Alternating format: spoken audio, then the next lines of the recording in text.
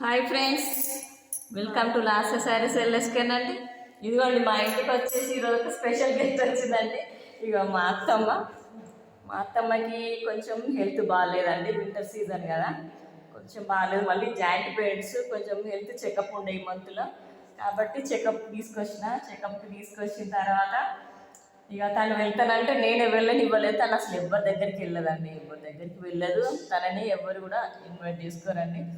ఇక వాళ్ళని చూసుకునేది మేమే కాబట్టి ఇదిగోండి మా ఇంటికి వచ్చినట్టునే ఇది పైన మా బిల్డింగ్ అండి, G+1 బిల్డింగ్. ఇది కొంచెం కన్స్ట్రక్షన్లో ఉందండి, రెంటెడ్ పర్పస్కి.